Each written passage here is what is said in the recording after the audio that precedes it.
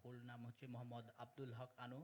উনি আমাদের ন্যাশনাল বিডিসিকের কোঅর্ডিনেটর, আমাদের এপিসিক Asia Pacific school of internet গভর্নেন্সের ফেলো এবং আমাদের বাংলাদেশ ইন্টারনেট গভর্নেন্স ফোরামের সেক্রেটারি। তিনি আপনাদের সামনে খুব সংক্ষিপ্ত একটা ইন্ট্রোডাকশন দিবেন আমাদের বিডিসিক, এপিসিক এবং ইন্টারনেট গভর্নেন্স রিলেটেড কিছু তথ্য আপনাদের সামনে উপস্থাপন করবেন। আমি আহ্বান জানাচ্ছি মোহাম্মদ আব্দুল হক অনু ভাইকে তার মূল্যবান বক্তব্য রাখার জন্য।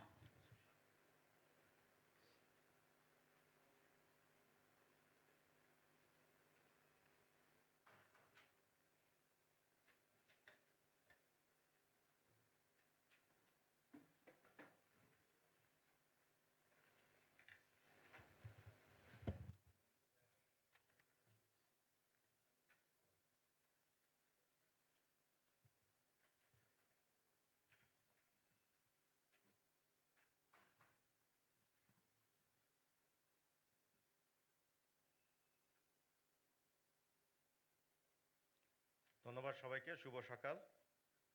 আমি মোহাম্মদ আব্দুল হক অনু, শাহ আমাকে পরিচয় করে দিয়ে গেছে। আমি বাংলাদেশ ইন্টারনেট গভর্নেন্স ফোরামের সেক্রেটারি জেনারেল এবং ন্যাশনাল সিক কোঅর্ডিনেটর। তো আমরা গত বছর এটা আয়োজন করেছিলাম, এটা দ্বিতীয় বছরের। আমরা 2018 সেকেন্ড বিডিসিক 2018। তো আমি আসছি আজকে আমরা প্রেজেন্টেশনটা যেটা দিব আমার সেশনে, যে আমরা বিডিসি কেন করছি, এটা আজকে এই আগামী 2 দিন আপনারা কি বিষয়ে ক্লাস হবে সে ডিটেলসটা একটু আপনাদের সামনে উপস্থাপন করব।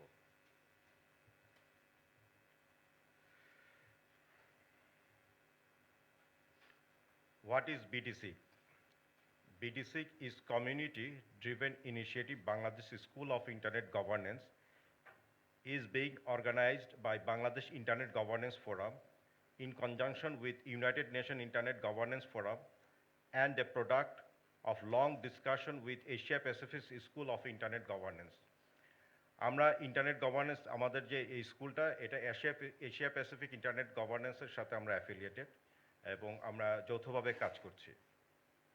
এবং আমাদের যে প্যারেন্ট যে ফোরামটা আছে, Bangladesh internet governance forum, total Bangladesh internet governance ফোরামের চেয়ারপারসন হচ্ছেন তথ্যমন্ত্রী হাসানুল্লাহ কিনু। উনার নেতৃত্বে আমরা এই ফোরামটাকে পরিচালিত করে থাকি। Journey of BDC. BDC, the Bangladesh School of Internet Governance, officially start its journey in Bangladesh on 2006, 26 December 2017 through first national SIG program. গত বছর আমরা 26 ডিসেম্বর প্রথম বাংলাদেশ সিগটা বাংলাদেশে আয়োজন করে থাকি এবং 26 এবং 27 এটা হয়েছিল আমাদের ইক্যাবের ট্রেনিং সেন্টারে। BD6 2018. BD6 2018 is a product of long discussion with Asia Pacific School of Internet Governance Forum, APC, BIGF for implement of School of IG in Bangladesh is now going to be held by collaboration with ICANN, APASA, E-Commerce Association of Bangladesh, Internet Service Provider Association of Bangladesh, Bangladesh NGO Networks for Radio and Communication, BNNRC, এবং the monthly computer জগৎ। তো আমাদের এই আজকের এই যে বিডিসিকটা আমরা organise করছি, এটাকে আমাদের 2 দিনের জন্য এই ভেন্যুটার সাপোর্ট দিয়েছেন আইএসপিএবিকে আমি ধন্যবাদ জানাচ্ছি।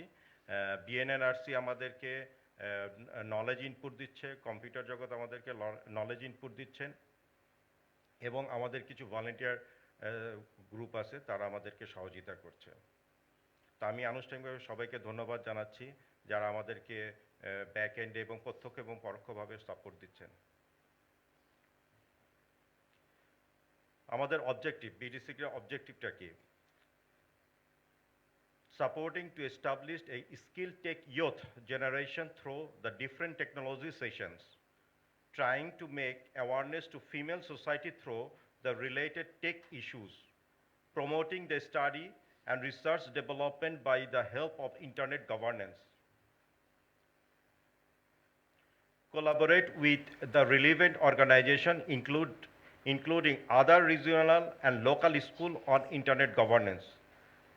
linking theoretical and applied research on internet governance broadly defined. আমাদের লক্ষ্যগুলি আমরা এইভাবে কাজ করছি। APSIC, what is APSIC? Asia Pacific School on Internet Governance is a regional school of internet governance working through raising awareness and capacity building with the Asia Pacific region from 2016. 2016 থেকে Asia Pacific Internet Governance শুরু হয়। The APSIC is the brainchild of Professor Kim Long Cho, who is one of the Internet Hall of Fame Indicae.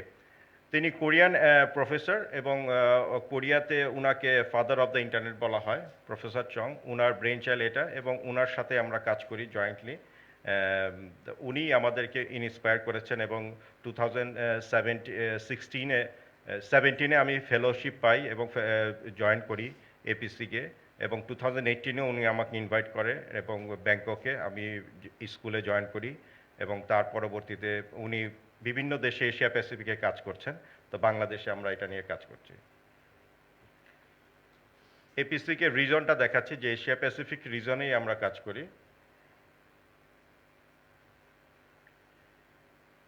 বিডিসিকের mission এবং ভিশনটা কি আমাদের?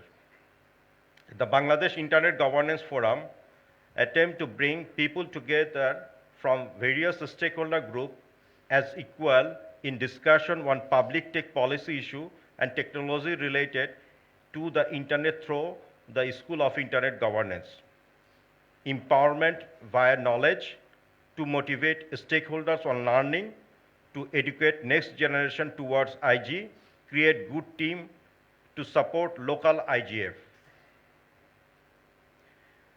আমাদের BTC 2018-এ আমরা এবার একটু সিদ্ধান্ত নিয়েছি, 2019-এ আমরা শুধু ঢাকাতে করব না, আমরা চেষ্টা করছি এবং আমরা প্ল্যানিং করছি যে আমাদের যে বিভাগীয় শহর যেগুলি আছে বাংলাদেশে, ঢাকার বাইরে চিটাগং, রাজশাহী, ময়মনসিংহ, রংপুর, খুলনা, বরিশাল, চট্টগ্রাম, এই 8টা বিভাগেও যাতে আমরা স্কুলটা চালু করতে পারি এবং আমাদের যারা ইয়ুথ আছে তাদেরকে যাতে এঙ্গেজ করতে পারি এই কর্মকাণ্ডের সাথে। আশা করি আমরা সে সময় আইএসপিবিরও সাপোর্ট পাব। What will discuss in BD6 2018? আমরা এই বছর কী নিয়ে আলোচনা করছি স্কুলে? আপনারা ইতিমধ্যে পেয়েছেন যে ডেভেলপমেন্ট সেক্টরে যেটা করছে আমরা টেকনোলজি, কানেক্টিভিটি, অ্যাক্সেসিবিলিটি এবং ডিজিটাল ডিভাইড নিয়ে ক্লাস হবে। লিগ্যাল বিষয়ে যেটা হবে jurisdiction, intellectual property rights, copyright, trademarks, patent, Digital Security Act, internet governance, cyber security, open data policy, open education, Creative Commons, open, cloud computing, Internet of Things, big data, artificial intelligence, and blockchain. Fourth, industrial revolution, infrastructure থাকবে telecommunication, ISP, TCP, IP, DNS, root zone, root server, network, net neutrality. তো এই বিষয়গুলি আপনারা আগামী 2 দিনে এই ক্লাসগুলি আশা করি enjoy করবেন। Who will participate? আমাদের এখানে 2018-এ কারা কারা পার্টিসিপেট করছেন, তো আমরা বেসিক্যালি কয়েকটা সেক্টরকে আমরা আইডেন্টিফাই করেছিলাম। আপনারা যারা ফেলো হিসাবে জয়েন করেছেন আপনারা জানেন যে আমাদের যে লিঙ্কটা ছিল গুগলে, সেখানে আমরা ইন্ডাস্ট্রি পিপলকে ইনভাইট করেছি, ইয়ুথ এবং স্টুডেন্টদের থেকে ইনভাইট করেছি, টেকনিক্যাল সেক্টর থেকে ইনভাইট করেছি, গভর্নমেন্ট সেক্টর থেকে ইনভাইট করে একাডেমিয়া এবং মিডিয়া। তো আমরা ফেলো হিসাবে আমাদের যে ফেলো কমিটি আছে, ফেলো কমিটিও তারা সেভাবে ডিফাইন করেছে যে ইন্ডাস্ট্রি থেকে যারা অ্যাপ্লাই করেছে তাদেরকে কিভাবে আমরা ইনক্লুড করতে পারি। তো এইভাবে আমরা এই বছর 45%কে আমরা ফেলো দিচ্ছি।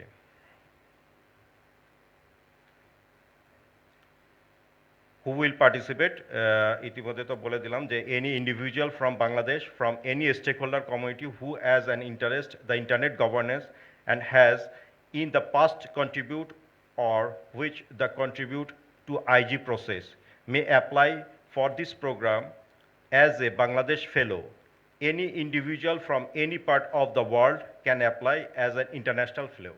আমাদের এখানে ইন্টারন্যাশনাল ফেলোদেরও আমরা ইনভাইট করেছিলাম, যেহেতু আমাদের ফান্ড নাই তো তাদের খরচে তারা আসার জন্য আমরা অনুরোধ করেছিলাম। তো ভিসা প্রসেসের বিভিন্ন জটিলতার জন্য তারা অংশগ্রহণ করতে পারেনি, তো আমরা যেটা করেছি যে তাদের জন্য আমরা প্রথমে 12টা ফেলো কমিটি 12টা সিট রিজার্ভ করেছিল। তো তারা যখন আমাদেরকে জানালো যে না তারা আসতে পারছেন না, তো আমরা বাংলাদেশ থেকে আরও 12 জনকে আমরা এখানে ইনক্লুড করেছি। About BDC Fellowship, BIJF as the host for BDC with 2 days and offer a valid certificate for successful participant. As the first ever local SIG 2017, we plan 25% participant. 2017 সালে আমরা 25 জন পার্টিসিপেন্টকে নিয়ে করেছিলাম, আর 2018-এ আমরা 45 জন পার্টিসিপেন্টকে নিয়ে এবার স্কুলটা রান করছি। আমাদের ওয়েবসাইটটা দেওয়া আছে এখানে। Thank you everyone. আর আমি একটু বলে নেই যে আমাদের এই 2 দিনের সেশনে আপনারা তো ক্লাসগুলি আছেন, এবং আমাদের টি চক্র ব্যবস্থা আছে এবং ফুডের ব্যবস্থা আছে। আর আমি এখন আনুষ্ঠানিকভাবে আমাদের আমন্ত্রণ জানাবো আমাদের এখানে captain Mohammad Javed Kaiser, retired executive director ISPBA থেকে আছেন, যে ওনাকে কিছু বলার জন্য অনুরোধ করব। প্লিজ।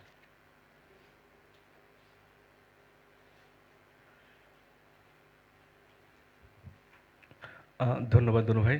আসসালামু আলাইকুম রহমতুল্লাহ, শুভ সকাল। এই বিডিসিগ সেকেন্ড বিডিসিগ যেটা গত বছর হয়েছিল ডিসেম্বরের 25 থেকে 27 সম্ভবত, আর এটা দ্বিতীয় বিডিসিগ। আপনাদের সবাইকে বিডিসিগে যারা অংশগ্রহণ করছেন তাদেরকে স্বাগত জানাচ্ছি। আমি ISPAB internet service provider association of Bangladesh থেকে রিপ্রেজেন্ট করছি, এবং আমরা সত্যি আনন্দিত এমন একটি উদ্যোগের সাথে আমরা থাকতে পেরেছি যেখানে ইন্টারনেট গভর্নেন্স সম্পর্কে আমাদের ইয়াং জেনারেশন এবং যারা স্টেক হোল্ডার আছেন তাদেরকে আপডেট করা হচ্ছে, তাদের ফ্রি ফেলোশিপের ব্যবস্থা করা হয়েছে। লাস্ট ইয়ার নাম্বার ছিল হচ্ছে 25, এবছর 45, সো ইটস ইনক্রিজিং আলহামদুলিল্লাহ। সো এবং নেক্সট ইয়ারে অনুভাই যেটা বললেন যে বিভাগীয় শহরগুলোতেও এই সিগের ব্যবস্থা করা হবে। আমি আপনাদেরকে ছোট্ট করে জাস্ট আমাদের অ্যাসোসিয়েশন সম্পর্কে একটু ধারণা দিতে চাই। ISP অ্যাসোসিয়েশন বেসিক্যালি বাংলাদেশে যারা ইন্টারনেট সার্ভিস প্রোভাইডার, যারা ইন্টারনেট ব্যবসা করেন, ইন্টারনেট সার্ভিস প্রোভাইডিং লাইসেন্স যাদের আছে তাদের একটি অফিসিয়ালি এদের একটি অ্যাসোসিয়েশন, যা সরকার, FBCCI এবং BTRC বাকি সব রেগুলেটরি বডি কর্তৃক নিয়ন্ত্রিত। এখানে আমাদের আপনারা একটু ব্যাকগ্রাউন্ডে যাই আমরা। বেসিক্যালি এটা 2002-এ এস্টাবলিশ করা হয় ISPAB, ISP association of Bangladesh. সেই সময় বাংলাদেশে গুটি কয়েক ইন্টারনেট সার্ভিস প্রোভাইডার ছিল। আপনারা যদি ওই সময়ের কথা খেয়াল করেন যে আমরা ব্যান্ডউইথ 1 MBPS ব্যবহার করতাম প্রায় 40-45 হাজার টাকা দিয়ে, যখন ডায়াল আপ থেকে মাত্র ইয়েতে আসলো। তারপরে সরকারের বিভিন্ন নীতি নির্ধারণের কারণে আস্তে আস্তে এখন সেই ব্যান্ডউইথ প্রাইস পার MBPS চলে এসছে 700 থেকে 800 টাকা বিক্রয় মূল্য।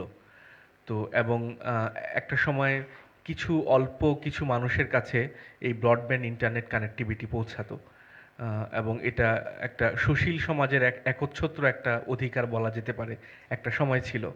কিন্তু এখন কালের পরিবর্তনে 10 থেকে 12 বছরের মধ্যে দেখেন যে আমাদের অধিকাংশ লোকাল বাসাতেও কিন্তু আমরা ইন্টারনেট দিচ্ছি, এবং দেশব্যাপী ইন্টারনেট পেনিট্রেশন সংখ্যাটা অনেক ভালো এখন, প্রায় 45-50%। যদিও এর মধ্যে মোবাইল যে পেনিট্রেশন সেটাও রয়েছে। মূলত সরকার যদিও বলছেন যে এটা পেনিট্রেশন বেসিক্যালি ইন্টারন্যাশনাল স্ট্যান্ডার্ডে পেনিট্রেশন বলা হয় সেটাকেই, যেটা আপনার জিডিপিতে সরাসরি আপনার একটা প্রভাব বিস্তার করে, এবং জিডিপিতে যদি প্রভাব বিস্তার করতে হয় সেক্ষেত্রে কিন্তু ব্রডব্যান্ড ছাড়ার অন্য কোনো মাধ্যমে আপনি দেখছেন হয়তো ফেসবুক বা ইউটিউব যারা মোবাইল ইউজ করছেন, কিন্তু জিডিপিতে বা সরকারের প্রবৃত্তিতে সরাসরি সাপোর্ট রাখার মতো অবস্থা কিন্তু একমাত্র ব্রডব্যান্ড ইন্টারনেটের মাধ্যমেই সম্ভব।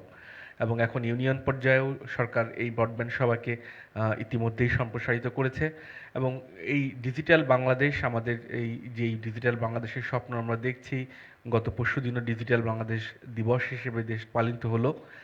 এই যত কিছু বলেন না কেন, যারা সফটওয়্যারের বিজনেস করেন বা এই স্টেক হোল্ডার যত কোম্পানি আছে, আমরা কিন্তু মূল চালিকা শক্তি এই ISP। কারণ এই ইন্টারনেটটা তো যদি না থাকে, এন্ড ইউজার কিন্তু যত ইকুইপ থাকুক না কেন সে কিন্তু কানেক্ট করতে পারছে না। তো আমরা মূলত এই যেহেতু মূল চালিকা শক্তি, এই চালিকা শক্তিগুলো আমরা ব্যবহার করতে চাচ্ছি আমাদের সবার ভালোর জন্য, এবং আমাদের অ্যাসোসিয়েশনের পক্ষ থেকে কাইন্ড অফ ইন্টারনেট গভর্নেন্সের সাথেও আমরা জড়িত। আমরা এই ইন্টারনেট গভর্নেন্সের একটা বড় পোর্শন হচ্ছে গিয়ে সাইবার সিকিউরিটি। এই ব্যাপারেও আমরা আমাদের অ্যাওয়ারনেস প্রোগ্রাম চালাই, জেলা ভিত্তিক এবং বিভাগীয় শহর ভিত্তিক। আমরা কিছু ট্রেনিংয়েরও ব্যবস্থা করি। আমাদের সামনে একটা ট্রেনিং রয়েছে যে আমাদের লগ সার্ভার কিভাবে মেনটেন করতে হয়, এবং আমাদের সাইবার সিকিউরিটির ব্যাপারে কিভাবে আমাদেরকে আরেকটু সতর্ক হতে হবে। কারণ আমরা এখন এমন একটা জগতে, এমন একটা সময়ে বাস করছি যে ইন্টারনেটকে কেউ আমরা আসলে দূরে ঠেলে দিতে পারছি না। এবং একই সাথে যেই ফোর্থ ইন্ডাস্ট্রিয়াল রেভলিউশনের কথা যেটা আমরা বলছি, এআই, আর্টিফিশিয়াল ইন্টেলিজেন্স, এই জিনিসগুলো কিন্তু আমাদের উপরে সবারই ব্যক্তিগত পর্যায়ে কিছু না কিছু ভূমিকা রাখছে। আমরা রাস্তা দিয়ে যখন হাঁটি, আমি কিন্তু খুব সাবধানে হাঁটি যাতে আমাকে কোনো রিক্সা বা কোনো গাড়ি যাতে আক্রমণ করতে না পারে। সো আমি যখন আমার ডেটাগুলো, আমার ফাইলগুলো, আমি হার্ড ফাইলের কথা বলছি, ব্যাংকের কাগজপত্র কিন্তু আলমারির ভিতরে সেফ লকারে রাখছি, ব্যাংকে রেখে দিচ্ছি, ভল্টে। কিন্তু আমাদের ব্যক্তিগত তথ্য যেগুলো ইন্টারনেটে আমরা দিচ্ছি, বা ইন্টারনেটের আমাদের বিভিন্ন ওয়েবসাইট বলেন বা বিভিন্ন ফেসবুক অ্যাকাউন্ট বলেন, ইনস্টাগ্রাম থেকে টুইটার, এই সমস্ত জায়গায় আমাদের কিন্তু অনীহাটা অনেক বেশি। আমরা চাই না আসলে কোনো একটা কারণে আমাদের সেটা অজানা থাকতে পারে, অথবা এই ব্যাপারে আমরা অতটুকু এখনও জ্ঞান অর্জন করতে পারিনি যে এই জায়গাগুলো কিন্তু খুব ইম্পর্ট্যান্ট। আপনার ফোন আপনি একটা পাসওয়ার্ড দিয়ে লক করে রাখছেন কেন? কারণ আপনার ওখানে আপনার একান্তই ব্যক্তিগত কিছু তথ্য আছে, কিছু ছবি আছে, কিছু বিষয় আছে যা আপনি চান না যে অন্য কেউ দেখুক। ইভেন আমাদের বাবা মাকেও আমরা আমাদের ফোনের লক বা প্যাটার্নটা আমরা বলি না, বলি কি? কেউ কিন্তু বলতে চায় না। হ্যাঁ, তো এই জিনিসগুলোই, একই তথ্যগুলো কিন্তু আপনি ইন্টারনেটে কোথাও না কোথাও আপনি এটা দিচ্ছেন, কিন্তু সেই ব্যাপারে আমার কোনো আগ্রহী নাই। অন্য একজন সব তথ্য নিয়ে যাচ্ছে, সেদিকে কোনো আপত্তি নাই, কিন্তু আমার বাসার মানুষজন আমার ফোনের পাসওয়ার্ডটা কোনোভাবেই জানতে পারবে না। এটা আমাদের আসলে জ্ঞানের সীমাবদ্ধতা। এই ইন্টারনেট গভর্নেন্স ফোরামের মাধ্যমে আমার মনে হয় যে এই জাতীয় বিষয়গুলো আরও উঠে আসবে, এবং আপনারা স্টেক হোল্ডার যারা আছেন তারা টেকনোলজির পাশাপাশি সাইবার সিকিউরিটি আছে, ফোর্থ ইন্ডাস্ট্রিয়াল রেভলিউশনের ব্যাপারেও কথা হবে। এই জাতীয় বিষয়গুলোতে আপনারা যখন আরও জানবেন, আপনারা বুঝতে পারবেন যে আমাদের কোন পর্যায়ে আসলে এই ব্যাপারে সতর্ক থাকতে হবে। আজকে আর বেশি কথা না বাড়াই, সকাল সকাল আমরা আপনারা এই দুদিনের যেই ওয়ার্কশপ এবং যেই ফেলোশিপ অ্যাওয়ারনেস হবে, তার জন্য আপনাদেরকে আমি আগেই আন্তরিক অভিনন্দন জানাচ্ছি। আশা করছি চমৎকার একটি সময় কাটবে আপনাদের এখানে। দোয়া করবেন আমাদের সবার জন্য। আসসালামু আলাইকুম।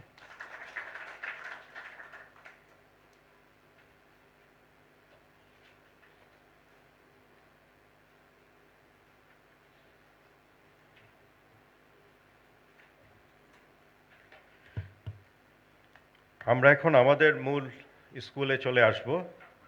আমাদের স্কুলের প্রথম ক্লাস হচ্ছেন অ্যাবাউট ইন্টারনেট গভর্নেন্স। এই ক্লাসটি নেবেন H M. Bazlur Rahman, CEO Bangladesh NGOs networks for radio and communication, BNNRC. তো সবাইকে অভিনন্দন জানাচ্ছি, বজলু ভাইকে আমন্ত্রণ জানাচ্ছি ক্লাসটা শুরু করার জন্য।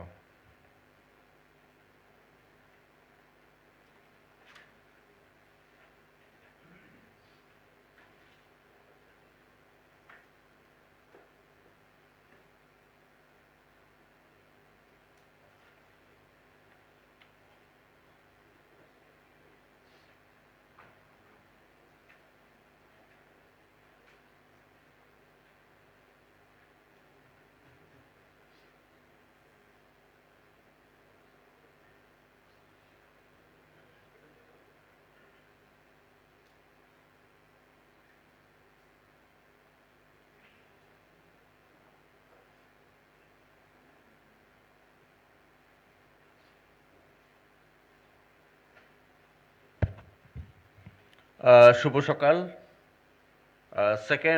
দ্বিতীয় school, Bangladesh school on internet governance, এই দ্বিতীয় স্কুলে যারা ফেলোশিপ পেয়েছেন তাদেরকে অভিনন্দন জানাই, শুভেচ্ছা জানাচ্ছি এবং আবারও সবাইকে শুভ সকাল জানাচ্ছি। এখানে অনেক পণ্ডিত ব্যক্তিরাও আছেন কিন্তু, তো ফলে ইন্টারনেটের মতো এটা খুবই একটা নটখট সাবজেক্ট। সকালবেলা, একে তো সকালবেলা, আরও হচ্ছে একটা নটখট সাবজেক্ট, খুব জটিল জিনিস। যাই হোক, আশা করি আপনারা আমাদের সাথে থাকবেন আগামী 2 দিন। এরপরে আশা করি যে আপনারা নটখট থেকে কিছুটা মুক্তি পাবেন আর কি। তো একটু আমাদের সাথে ঝুলে থাকতে হবে, যেরকম আমরাও ঝুলে আছি এই ইন্টারনেট গভর্নেন্সের সাথে। যখন এই ইন্টারনেট গভর্নেন্স শুরু হয় 2006 সাল থেকে, বুঝে না বুঝে আমরাও কিন্তু ঝুলেছিলাম। আস্তে আস্তে বিষয়গুলো পরিষ্কার হয়েছে। এই 2006 থেকে 2000 আজকে হলো কত সাল? 18 সাল। তো 2006 থেকে 2018 কত বছর? 12 বছর, এক যুগ। আমরাও এরকম ঝুলেছিলাম, ঝুলে ঝুলে আমরা শিখেছি এবং আমাদের শেখা থেকেই আপনাদের সাথে আজকে সকালবেলা শেয়ার করব। আমরা কোনো ইন্টারনেটের কোনো পণ্ডিত ব্যক্তি না, আমরা কোনো বিশ্ববিদ্যালয়ে পড়াই না এবং আমরা কোনো ইনফ্যাক্ট সায়েন্স ব্যাকগ্রাউন্ডের লোকও না। সুতরাং আপনারা যারা সায়েন্স ছাড়া বিভিন্ন ব্যাকগ্রাউন্ডের লোক আছেন, তাদেরকে সাহস দেওয়ার জন্য এই কথাটা বলছি মূলত। তো আমাদের মাঝে আইএসপি অ্যাসোসিয়েশন থেকে captain Mohammad Javed Khan, retired executive director ISP association, আপনাকেও স্বাগত জানাই আমাদের সাথে যোগদান করবার জন্যে। আর আপনারা যারা ফেলোশিপ পেয়েছেন আপনাদেরকেও আবারও স্বাগত। একটু সাহস করে থাকতে হবে আর কি। আর আমার প্রেজেন্টেশনের সময় 1-2জন ভলান্টিয়ারও লাগবে। আপনারা যারা ফেলোশিপ পেয়েছেন তাদের মধ্য থেকে ভলান্টারিলি 1-2জন এখানে চলে আসবেন। একজন ইয়ত এবং একজন ইয়ত উইমেন, 2জনের একজনকে চাচ্ছি। হ্যালো, সবার দৃষ্টি আকর্ষণ করছি যে বুঝবে আপনি ক্লাসের পরে আমরা 15 মিনিট একটু কোশ্চেন অ্যান্সারের সেশন রাখবেন, সবাই যাতে এসে দিতে পারে। এবং সামনে আপনাদের মাইক্রোফোন দেওয়া আছে স্ট্যান্ডে, কাইন্ডলি সবাই এখানে এসে কিউতে দাঁড়িয়ে আমরা কোশ্চেনগুলি, অথবা হল ছোট, ওনারা ওখান থেকেও বলতে পারে। ঠিক আছে, বলতে পারে। কাউসার ভাই স্বাগত। হ্যাঁ, তো এখানে বুঝবো আরেকটা জিনিস, আমাদের এখানে ফেলো হিসাবে আরেকজন আছেন, যে ওয়ার্ল্ড ইউনিভার্সিটির অ্যাসোসিয়েট প্রফেসর রবিন ভাই আছেন। রবিন ভাই, আপনাকেও স্বাগত। আমি খুব সংক্ষেপে বেসিক্যালি ইন্টারনেট গভর্নেন্সের বিষয়টা একটু আপনাদের সাথে শেয়ার করব, খুবই সংক্ষেপে, যাতে করে আমরা যেভাবে বুঝেছি আপনাদেরকেও সেইভাবে মানে সহজ সরল করেই আমরা বলার চেষ্টা করব, জটিলভাবে না। তবে বিষয়টা একটু কমপ্লেক্স, সারা বিশ্বেই বিষয়টা একটু কমপ্লেক্স, সুতরাং যাতে কমপ্লেক্স না হয় সেইভাবে আমরা চেষ্টা করছি। অনেকের জন্য এটা নাইস টু লার্ন, অনেকের জন্য গুড টু লার্ন, আর অনেকের জন্য মাস্ট টু লার্ন। তো যাদের জন্য নাইস টু লার্ন তাদের কাছে অ্যাপোলজিস যে আপনারা বেয়ারিং করবেন আমাদের সাথে, এবং নাইস টু লার্ন যাদের, তারা ওই যে কোয়েশ্চেন অ্যান্সার আছে সেখানেও কন্ট্রিবিউট করতে পারবেন as a co resource person হিসাবে। সুতরাং আর যাদের জন্য গুড টু লার্ন এবং মাস্ট টু লার্ন, যারা গুড টু লার্ন তারা আরেকটু শান করবেন তাদের জানা বোঝাকে, আর যাদের জন্য মাস্ট টু লার্ন তারা একটু কেয়ারফুলি আমাদের সাথে ঝুলে থাকবেন, বুঝবার চেষ্টা করবেন যারা মাস্ট টু লার্ন গ্রুপে আছেন। যেমন ওই যে ইয়েকে দেখতে পাচ্ছি, আমাদের কাউসার সাহেবকে দেখতে পাচ্ছি, তার জন্য নাইস টু লার্ন জাদিদ না, নাইস টু লার্ন গ্রুপ। তারপরে আমাদের বিশ্ববিদ্যালয়ের ইউআইইউ ওয়ার্ল্ড ইউনিভার্সিটি, ওনার জন্য নাইস টু লার্ন হতে পারে। সুতরাং আরও অনেকের জন্য হয়তো নাইস টু লার্ন হতে পারে, কারণ আমরা সবাইকে, কারণ এখন এমন এক যুগের মধ্যে আমরা আবর্তিত যেটাকে বলা হয় MOOC, massive open and online course. এর মাধ্যমে অনেকেই কিন্তু বুজুর্গ হয়ে যায়, বাসায় বসেই এই ব্যাপারে এক্সপার্ট হয়ে যান, যেটা খুবই ভালো এবং ভালোভাবে তারা অবদান রাখতে পারে। যাই হোক, আমি শুরু করতে যাচ্ছি। না, ওই প্রথমটাতে একটু থাকেন। আচ্ছা, যদি আমি খুব বাংলাদেশি কায়দায় প্রশ্ন করি, বাংলাদেশের আমাদের কালচারে, আচ্ছা ভাই, ইন্টারনেটের মালিকটা কে ভাই? কারণ এটা আপনারা সম্মুখীন হবেন, আমরাও সম্মুখীন হই নানান জায়গায় গেলে, যে ভাই ইন্টারনেটের মালিক কে? ওই যে আইএসপি ওয়ালারা আছেন, আইএসপি ইন্টারনেটের মালিক। আচ্ছা, ওনারা বলছেন ওনারা মালিক না। ইন্টারনেটের এই পাশ থেকে একজন বলছেন ইন্টারনেটের কোনো মালিক নাই। একটা জিনিস যদি থাকে তার তো কেউ না কেউ মালিক থাকে বাংলাদেশি কালচারে। বিদেশের কালচার বাদে দিলাম, আপনাদের কাছে কি মনে হয় মালিক তো আছে কেউ না কেউ? না, ওনারা বলছে ওনারা মালিক না, অস্বীকার করতেছে। ইন্টারনেটের মালিক কে? অনু ভাই, আপনি ইন্টারনেটের মালিক? বলেন ইন্টারনেটের মালিক কে? জাদিদ ভাই, ইন্টারনেটের মালিক কি আপনি? জি, সরি, ইউজাররা। আচ্ছা, হ্যাঁ, আচ্ছা, ইউজার কেউ আছেন এখানে? একটু হাত তুলবেন, ইন্টারনেট ইউজার। আচ্ছা, আপনি কিভাবে মালিক? উনি যে বললেন মালিক, আপনি মালিক? আচ্ছা, তাহলে বসেন, তাহলে বসেন। আচ্ছা, উনিও বলছে ইউজার, যিনি ইউজার ইন্টারনেটের মালিক না। তার ইন্টারনেটের মালিক কে? সরকার বলছে। সরকারের এখানে লোক নাই, সুতরাং আমি আর সরকারকে জিজ্ঞেস করতে পারছি না। আরেকজন কে বলছেন ইন্টারনেটের মালিক কে? সরকারের বাইরে আরেকজন বলছেন বিটিআরসি। বিটিআরসি ইন্টারনেটের মালিক না, আমরা যতটুকু জানি আর কি। আচ্ছা, ইন্টারনেটের মালিক কিন্তু আছে, ইন্টারনেটের মালিক আছে। আপনার বিশ্বের প্রথমবারের মতো আইসিটিকে কেন্দ্র করে, ইন্টারনেটকে কেন্দ্র করে জাতিসংঘের উদ্যোগে একটা সামিট অনুষ্ঠিত হয়। সেই সামিটের নাম হলো world summit on the information society, আমরা সংক্ষেপে যেটা বলে থাকি WSIS। 2003 সালে এই সামিট অনুষ্ঠিত হয়েছিল জেনেভাতে, সুইজারল্যান্ড। আর 2005 সালে এই সামিট অনুষ্ঠিত হয়েছিল তিউনিসে। 2 ফেসে এই সামিট অনুষ্ঠিত হয়। কেন সামিট অনুষ্ঠিত হয়? কারণ এই মালিকানা নিয়ে একটা ঝগড়াঝাটির উদ্ভব হয়েছিল, এই যে কে এই ইন্টারনেটের মালিক, কে এই আইসিটির মালিক, কে এগুলো পরিচালনা করবে। এখন আমরা বলতেছি ইউজার আমি মালিক, সরকার বলতেছে সরকার মালিক, আইএসপি এবি উনি বলতেছেন না উনি মালিক না, কিন্তু কেউ কেউ বলছে যে তারাও মালিক। এরকম করে নানান একটা ঝগড়াঝাটির উদ্ভব হয়েছিল। এই জন্য আমি প্রথমে সকালে বলেছিলাম এই বিষয়টা একটু কমপ্লেক্স। এরপরে আপনার 2003 এবং 2005-এ যে সামিট অনুষ্ঠিত হয়, সেই সামিটে ইন্টারনেটের মালিকানা নিয়ে সম্মেলন পরিত্যক্ত হওয়ার উপদ্রব হয়েছিল, সম্মেলন ভেঙে যাওয়ার উদ্রেক হয়েছিল। 2003-এ এবং 2005-এ যখন সম্মেলনের ডিক্লারেশন ফাইনাল করা হয় যে ইন্টারনেটের মালিকানাটা কার হাতে থাকবে এবং এটা কে পরিচালনা করবে, এগুলো নিয়ে নানান ঝামেলা তৈরি হয়।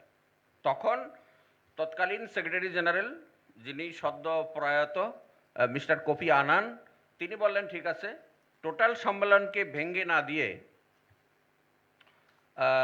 একটা কাজ করা যায় কিনা, প্রতি বছর একটা করে সম্মেলন হোক শুধু ইন্টারনেটের উপর, এবং সেখানে মালিকানা নির্ধারণ করা হোক আলাপ আলোচনার মাধ্যমে। মাল্টি স্টেক হোল্ডার শব্দটা তখন উদ্ভব হয়, যে সেখানে একাডেমিয়া থাকবেন, সেখানে সরকার থাকবেন, সেখানে প্রাইভেট সেক্টর থাকবেন, সেখানে টেকনিক্যাল কমিউনিটি থাকবেন, ইত্যাদি ইত্যাদি নিয়ে তখন উনি একটা সলিউশন করে দেন। 2005-এ যখন তিউনিসে সম্মেলন একদম অচল অবস্থা শুরু হয়, ইউরোপিয়ানরা বললেন যে তারা নিজেরা ইন্টারনেট চালু করবেন, ইরান তো চালু করেই দিল ইন্টারনেট তাদের দেশে। আপনারা জানেন যে ইরান এই সমস্ত ক্ষেত্রে প্রচণ্ড বিপ্লবী দেশ। এবং আমাদের ল্যাটিন আমেরিকা বিপ্লবী অবস্থান গ্রহণ করলো, এশিয়া প্যাসিফিক ওলারা আমরা ল্যাটিন আমেরিকার সাথে যোগদান করলাম এই ইন্টারনেটের একটা মালিকানা ইস্টাবলিশ করার জন্য। আমাদের এশিয়া প্যাসিফিক অঞ্চলও দ্বিধা বিভক্ত হয়ে গেল, কেউ জয়েন করলো ল্যাটিন আমেরিকার সাথে, কেউ জয়েন করলো আমেরিকার সাথে। নানান ধরনের একটা গোলযোগের উদ্ভব হলো সম্মেলনে। পরবর্তী দিকে ঠিক হলো ওকে, সম্মেলন ডিক্লারেশন হয়ে যাক এবং ইন্টারনেট গভর্নেন্স নামে একটা ফোরাম তখন করে দেওয়া হলো, ইন্টারনেট গভর্নেন্স ফোরাম, যেটাকে বলা হয় IGF। 2005 সালের তিউনিসে বেসিক্যালি আইজিএফ এর যাত্রা ডিক্লেয়ার করা হয়। তারপর আনুষ্ঠানিকভাবে 2006 সালে প্রথম সামিট অনুষ্ঠিত হয় ব্রাজিল, ইন্টারনেট গভর্নেন্সকে কেন্দ্র করে, এবং সেখানে আরও অনেক এরিয়া চলে আসে, ডাইভার্সিফাই এরিয়া চলে আসে। আমাদের ক্যাপ্টেন সাহেব বলছেন সিকিউরিটি একটা এরিয়া, সাইবার সিকিউরিটি, ইন্টারনেটের মালিকানা, ইন্টারনেটের ব্যবহার, ইন্টারনেট কোন অঞ্চলে কিভাবে পাবে, নেমস এন্ড নাম্বার, নানান ধরনের ঝামেলা, মানে তখন এই সম্মেলনের ডিসকাশন হইতে থাকে আর কি। সেই থেকে শুরু করে আজকে হলো 2018, আমাদের সর্বশেষ আইজিএফ অনুষ্ঠিত হয়েছে প্যারিসে, 13তম আপনার আইজিএফ অনুষ্ঠিত হয় প্যারিসে। কিন্তু আজ পর্যন্ত আমি যদি বলি ইন্টারনেটের মালিকানা নির্ধারণ করা হয়নি। সরকার দাবি করে, সরকারের আইএসপি দাবি করে, আইএসপি ওয়ালাদের যদি উনি করেন না, আপনারা ইউজাররা দাবি করেন, আপনাদের আসলে এর মালিক কে? এই 6 থেকে 13, 2006 থেকে 13 কতটা সামিট? 7টা, 13টা না, 6, 2006 থেকে 13, 18, 13টা। এই যে 11টা সামিট কিন্তু অনুষ্ঠিত হয়েছে, যেখানে মাল্টি স্টেক হোল্ডার সবাই জয়েন করেছিলেন। মাল্টি স্টেক হোল্ডার, একাডেমিয়া, তারপরে technical community, user community, activist, journalist community, সবাই জয়েন করেছিলেন। কিন্তু এক অর্থে আমরা কিন্তু মালিকানাটা বুঝতে পারি নাই এখনো মালিকানা নিয়ে। আর এর মধ্যে এত সব এজেন্ডা এসে যুক্ত হয়েছে, এগুলো নিয়ে আলাপ আলোচনা করতে করতে কিন্তু মালিকানার দিকে যখন আমরা আলাপ আলোচনা শুরু করি, সেই দিকে আর বেশি আগানো যায় না। কাউসার ভাই ঠিক কিনা? অনেক এজেন্ডা এটার ভিতরে আবর্তিত হয়েছে, কিন্তু মালিকানার সুরা এখনো হয় নাই। দেখি একটু পরের দিকে, একটু নেক্সট স্লাইডে যাই।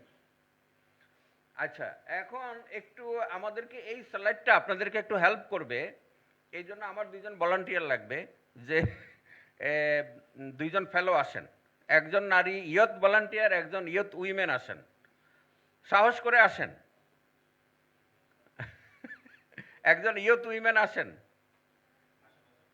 চলে আসেন।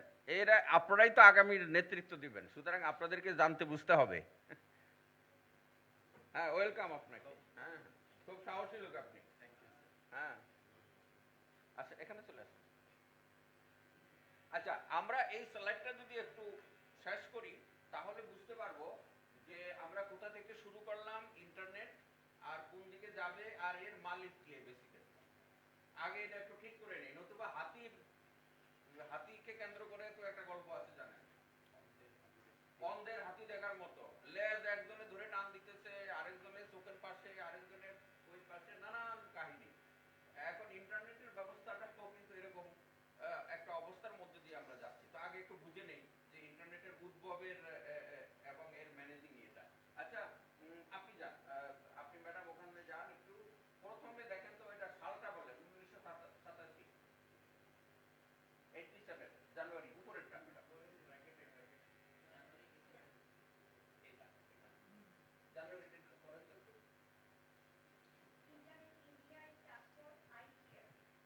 হ্যাঁ, এটা মাইক নেন। হ্যাঁ, Internet Engineering Task Force IETF, Developer Standards and Protocols, এটা শুরু হয় কবে? January 87. 87। তাহলে এটা একটা মাইল ফলক। 1987 সালে একটা টেকনিক্যাল, আবার বলেন গ্রুপটার নাম কি? Internet Engineering Task Force IETF. আচ্ছা, 87-র আগে বেসিক্যালি ইন্টারনেট কারা ব্যবহার করত?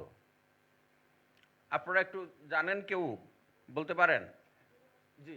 ইউএসএতে মিলিটারির মধ্যে তাদের ইন্টারনাল কমিউনিকেশনের জন্য তারা ব্যবহার করত। তাহলে 87-র আগে কিন্তু আমি আর হিস্ট্রি এখানে দিলাম না, যেহেতু 87-র আগে এটা পাবলিক হয় নাই। ইনফ্যাক্ট মোটা দাগে যদি বলে থাকি, তাহলে 87 সালে প্রথম একটা কমিটি গঠিত হয়, যে ইন্টারনেটটাকে জনগণের জন্য যে উন্মুক্ত করা হবে, তার টেকনিক্যাল, কারিগরি, স্ট্যান্ডার্ড, নেট নিউট্রালিটি, এগুলো কিভাবে ডিফাইন করা হবে। এরপরটায় আপনি জান। Internet Assigned Numbers Authority Ayana, March 90. তাহলে 87 সাল থেকে 90 ওনারা পরে 3 বছর কাজ করেন। 87, 88, 89, 90 কয় বছর হয় বলেন একটু হিসাব নিকাশ করে আপনারা? 4 বছর। 4 বছর ওনারা নানা ধরনের কাজকর্ম করেন, যে ইন্টারনেটটাকে জনসম্মুখে দিতে গেলে কিছু আপনার টেকনিক্যাল দিক আছে, কিভাবে সেগুলো সুন্দরভাবে দেয়া যায়। এই জন্য তারা 90 সালে এসে তৈরি করলেন, কি নাম আবার বলেন? Ayana, Internet Assigned Numbers Authority. ওকে, এরপরটা যান আপনি। তারপর মে 1994 রাউটিং আরবিটার ডেটাবেস। না না না, নিচে যাওয়ার দরকার নেই, উপরে যান, উপরে যান, নিচেতে পরে পাশাপাশি যান। মে 1994 রাউটিং আরবিটার ডেটাবেস RADB। তাহলে 94 এ কিন্তু আমরা প্রথম ওই দুই গ্রুপের কাজের পরে কিন্তু আমরা 1994 এ কিন্তু প্রথম পেলাম এক ধরনের সিস্টেম। এরপরে আসেন। তারপর December 1998 internet corporation for assign names and numbers icon. এই যে আমাদের এখন কিন্তু আস্তে আস্তে মালিকের দিকে যাচ্ছি কিন্তু। এটা কি নাম আপনারা শুনলেন? আইকান। এটা কত সালে দেখেন? 1998 এ আমরা একজন মালিককে আমাদের সামনে দেখতে পেলাম। সেই মালিকের নাম হচ্ছে, বা সেই সংস্থাটার নাম হচ্ছে কি? আইকান। আইকান কিন্তু আপনাদের একটু যারা ফেলোশিপ পেয়েছেন পুরোপুরি একটু মুখস্থ রাখতে হবে, কারণ যখনই আইকানের কথা বলবেন তখনই অনেকে জানতে চাইবে ভাই পুরোটা বলেন। পুরোটা কি আপনি বলেন? Internet corporation for assign names and numbers. Number কত সালে তৈরি হয় এটা? 1998। 1998 দেখেন কর্পোরেশন, কিন্তু তাও আবার এটা কর্পোরেশন, একটা বাণিজ্য মন্ত্রণালয়ের, মার্কিন যুক্তরাষ্ট্রের বাণিজ্য মন্ত্রণালয়ের আওতাধীন এটা একটা কর্পোরেশন। এরপরে যান। Then December 2003 World Summit on Information Society WSIS. যেটা আপনাদেরকে আমরা বলছি যে এই প্রথম 2003 সালে একটা সামিট অনুষ্ঠিত হয়, যে এর ব্যাপারটা কি ভাই এটা বুঝি, কারণ ওখানে তো আইকান অলরেডি কাজ শুরু করে দিল, কিন্তু তখন সরকার, সিভিল সোসাইটি, টেকনিক্যাল কমিউনিটি সারা বিশ্বের ওনারা বিষয়টা বুঝতে পারতেছিল না যে কে কিভাবে এটা পরিচালনা করবেন বা কিভাবে পরিচালিত হবে। Then April 2006 Internet Governance Forum IGF. এখানে একটা কথা বলে রাখি, সম্মেলনে আরেকটা জিনিস আসছে যে আপনারা জানেন যে টেলিকম সিস্টেম পরিচালনা করে কি সারা বিশ্বে IT, international telecommunication union, IT, এগুলো একটু আপনাদের মনে রাখতে হবে। তারা আমাদের টেলিকমিউনিকেশনটা পরিচালনা করবে। আমাদের বাংলাদেশ সরকার হচ্ছে আইটিইউ মেম্বার। যেহেতু এটা inter governmental UN body, ITU আমাদের পরিচালনা করে। ওই সম্মেলনে কথা এসেছিল যে একক কোনো একটা কোম্পানির হাতে ইন্টারনেট থাকতে পারে না, এটাকে আইটিইউর কাছে হ্যান্ড ওভার করে দেয়, তাহলে আইটিইউ যাতে এটা সুন্দরভাবে পরিচালনা করতে পারে। কিন্তু তখন আমাদের আমেরিকা থেকে বলা হলো যে আইটিইউর তো ইন্টারনেট চালানোর জন্য কোনো দক্ষতা নেই, তারা এটা কিভাবে চালাবে। তখন বলা হলো ওকে, তাদেরকে দক্ষ করে দাও যাতে করে আইটিইউ এটা পরিচালনা করতে পারে। কিন্তু এটাও ঘটলো না, সেখানে এই ডিবেট থেকেই গেল। আইটিইউ কিন্তু এখন পর্যন্ত ইন্টারনেট চালানোর কোনো কর্তৃত্ব এখন পর্যন্ত আইটিইউ পায়নি। এখন পর্যন্ত, আজকে পর্যন্ত ইন্টারনেট পরিচালনা করছে আইকান মার্কিন যুক্তরাষ্ট্রের থেকে, এবং এটা একটা বাণিজ্য মন্ত্রণালয়ের আওতাধীন। আস্তে আস্তে এটার পরে একটু ফলো আপ আছে, সেটা আর একটু পরে ডিসকাস করব। পরে যান। April 14 Net Mondial Initiative NMI.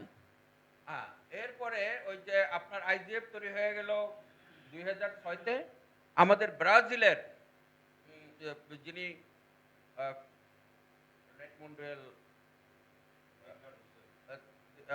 দিলমা হোসেফ বা রুসেফ, দিলমা রুসেফ, ওরা হোসেফও বলে, উনি আমাদের দেশীয় লোক। আমাদের দেশীয় লোক এই অর্থে বলতেছি, আপনারা তো আমাদের প্রতিবেশী। উনি প্রতিবেশী মানে উনি হলো মঙ্গোলিয়ান ট্রাইব। উনি বুলগেরিয়াতে সেটেল করেছেন, মঙ্গোলিয়ান ট্রাইব। বুলগেরিয়া থেকে উনি কোথায় গেছেন? ব্রাজিলে উনি গিয়েছেন। ব্রাজিলে গিয়ে উনি রাষ্ট্রপতি হয়ে গেছেন, প্রেসিডেন্ট হয়ে গেছেন। উনি একটা সম্মেলনে ডাক দিলেন যে এইভাবে তো চলতে পারে না, আইকানের কর্তৃত্ব এককভাবে মেনে নেওয়া যায় না, আর আমরা ওয়ার্ল্ড ইন্টারনেট গভর্নেন্স ফোরামের মাধ্যমে যে চেষ্টা তদবির হইল সেটারও কোনো অগ্রগতি পরিলক্ষিত হচ্ছে না। তখন উনি একটা সম্মেলন হোস্ট করলেন, সেই সম্মেলনের নাম হলো নেট মুন্ডিয়াল। হ্যাঁ, October 2016, IANA function transition to global internet community. ওনার হুঙ্কার টুঙ্কারে আর আরো ইউরোপিয়ান ইউনিয়নেরও কিছু হুঙ্কার টুঙ্কারে একটু কিছু কাজ হলো, বললো যে এটা একটা আয়ানা ট্রানজিশন, নতুন একটা শব্দ আপনারা একটু জেনে রাখেন, আয়ানা ট্রানজিশন। অর্থাৎ এই ইন্টারনেটটাকে কিভাবে একটু ডেমোক্রেটাইজেশন করা যায়, আস্তে আস্তে কিভাবে একটু গণতন্ত্রায়নের দিকে নিয়ে যাওয়া যায়, সেই প্রসেসটা এই শুরু হলো। এই নেট মুন্ডিয়াল প্রসেসের আমাদের এটা একটা ফলাফল হুমকির প্রেক্ষিতে। এখন পর্যন্ত এই আয়ানা চলছে, আমাদের কাউসার ভাইও আয়ানার উপরে কিছু কাজকর্ম করছে, উনি বলতে পারবেন কটুক আগেছেন পিছাইছেন। যাই হোক, এটা এখন একটা প্রসেস যে কিছু একটা গণতন্ত্রায়ন করা। আচ্ছা, আয়ানা প্রসেসের আগে বাংলাদেশের কিন্তু কোনো প্রতিনিধিত্ব আমরা ইয়াতে দেখি নাই, এই যে আইকানে কোনো দেখি নাই। এটা না বিটিআরসি, না বাংলাদেশ গভর্নমেন্ট, না কেউ, কিন্তু বিভিন্ন সম্মেলনে বিভিন্ন জন গিয়েছেন। এবং আইকানে একটা কমিটি আছে, এটাকে বলে গ্যাক, গভর্নমেন্ট অ্যাডভাইজারি কমিটি। সেখানে একজন করে গভর্নমেন্ট অ্যাডভাইজারি কাউন্সিলে প্রত্যেক রাষ্ট্র থেকে একজন করে প্রতিনিধি থাকতে পারে। বাংলাদেশে এটা দীর্ঘদিন ধরে অ্যাবসেন্ট ছিল। এটা এই কত সাল হবে, এই বছরই বাংলাদেশ টেলিকম রেগুলেটরি কমিশন থেকে একজন ব্রিগেডিয়ার জেনারেলকে দায়িত্ব দেওয়া হয়েছে যে আপনি আইকানে যান এবং সেখানে গভর্নমেন্ট অ্যাডভাইজারি কাউন্সিলের মেম্বার হিসাবে দায়িত্ব পালন করেন। তাহলে কত বছর পরে বাংলাদেশ সেখানে গেল?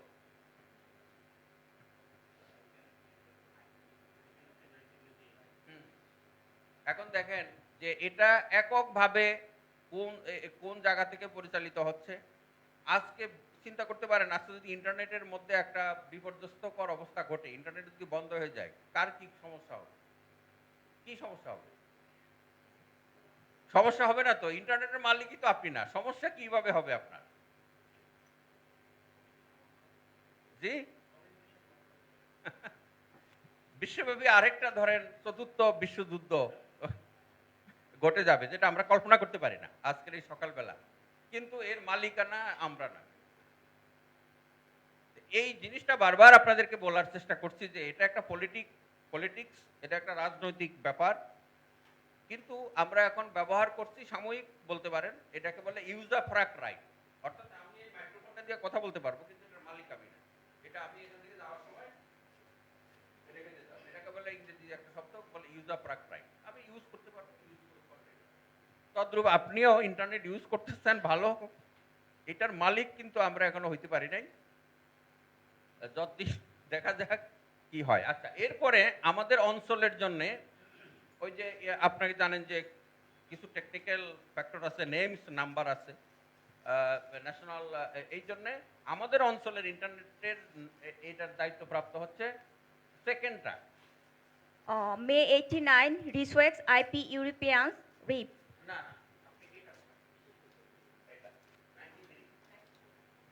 January 1993, Asia Pacific Network Information Center, APNI.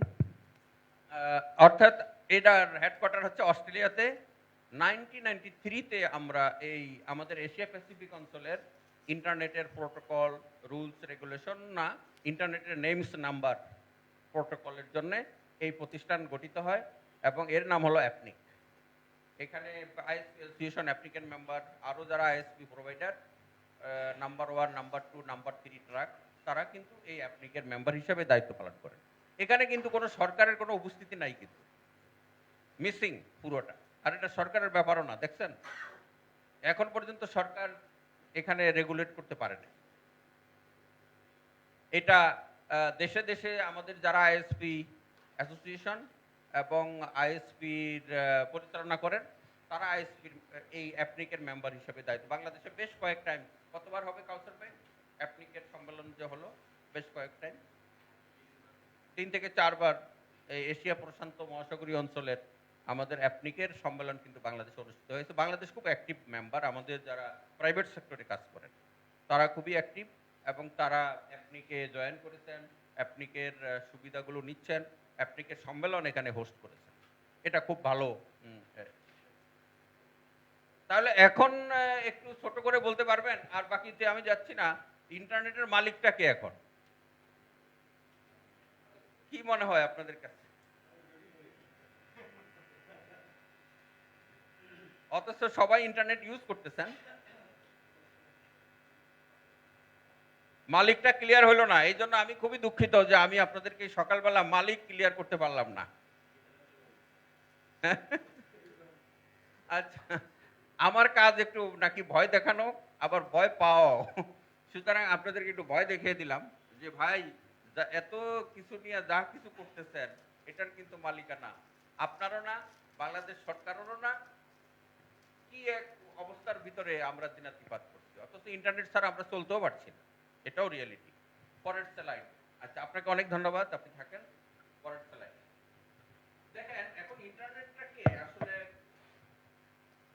কেন একটা গভর্নেন্সের আওতায় আনতে হয়, শাসনের আওতায় আনতে হয়? আমাদের অনেক বিপ্লবী লোকরা আছেন সারা বিশ্বে, বাংলাদেশেও আছেন কয়েকজন, বলেন যে ইন্টারনেট হবে আনলাইসেন্স, ইন্টারনেট হবে কোনো নীতিমালা থাকতে পারবে না, নীতিমালা থাকলেই তো সেখানে অবদমন, ফ্রিডম অফ এক্সপ্রেশন বন্ধ করে দেওয়ার এক পায়তারা, ইত্যাদি ইত্যাদি নানান ধরনের বিষয় আসে। কিন্তু ইন্টারনেট রিয়েলি দেশব্যাপী এবং বিশ্বব্যাপী আমরা মনে করি একটা নিয়ম নীতির মধ্যে আসা দরকার। কেন? দেখেন এখানে 3টা এরিয়া আছে, আপনি একটু পড়েন তো 3টা এরিয়া। জি, সাইবার সিকিউরিটির 3টা পার্ট।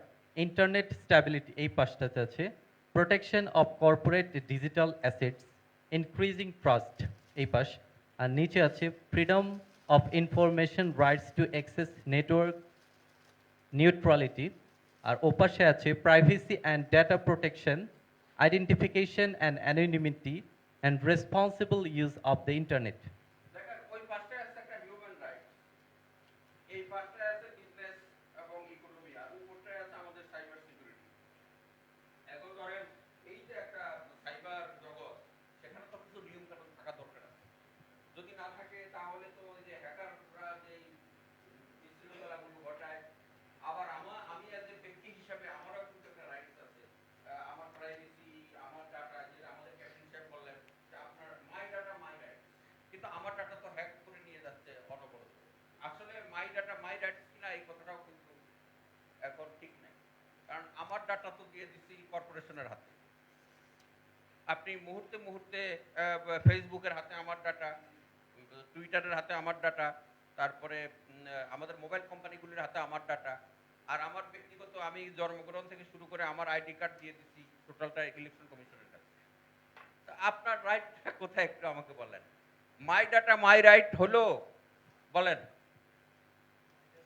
কিন্তু তারপরেও একটা সিকিউরিটি থাকা দরকার। এই জন্য ধরেন এই যে 3টা প্রেক্ষিত আপনাদেরকে দেখাচ্ছি, এই 3টা প্রেক্ষিতের জন্য হইলেও ইন্টারনেটের দেশে দেশে কিছু নিয়ম শৃঙ্খলা রক্ষা করা দরকার, তবে সেটা থাকতে হবে ব্যালেন্স ওয়েতে, যাতে করে ধরেন সাইবার সিকিউরিটি রক্ষা করতে গিয়ে যাতে করে হিউম্যান রাইটসের ভায়োলেশন না হয়, আবার হিউম্যান রাইটস রক্ষা করতে গিয়ে আবার সাইবার সিকিউরিটির ডোমেইন যাতে ক্ষতিগ্রস্ত না হয়। এটা কিন্তু খুব সূক্ষ্ম একটা লাইনের উপর দাঁড়িয়ে মানে অবস্থিত। এই জন্য সরকারকে সবসময় হাবুডুবু খেতে হয়।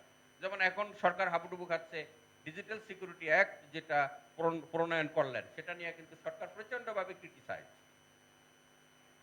এটা একটা ক্রিটিসাইজের মাত্রাটা এরকম, সরকারের মধ্যে যারা আছে তারাও সরকারকে সমালোচনা করতেছে, সরকারের বাইরে যারা আছে তারাও করতেছে, হিউম্যান রাইটস আলারাও করতেছে, সাইবার সিকিউরিটি আলারাও করতেছে, বিজনেস আলারাও করতেছে